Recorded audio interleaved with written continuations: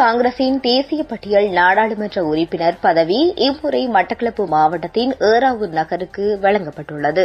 ஏறாவூருக்கு முஸ்லிம் காங்கிரஸ் துரோகம் இழைத்துவிட்டது என தேர்தல் காலங்களில் மிக கடுமையான பிரச்சாரங்கள் எதிர்க்கட்சிகளினால் முன்வைக்கப்பட்ட நிலையில் குறித்த தேசிய பட்டியல் நாடாளுமன்ற உறுப்பினர் பதவியை முஸ்லிம் காங்கிரஸில் போட்டியிட்ட MS நலிமுக்கு வழங்கப்பட்டுள்ளது.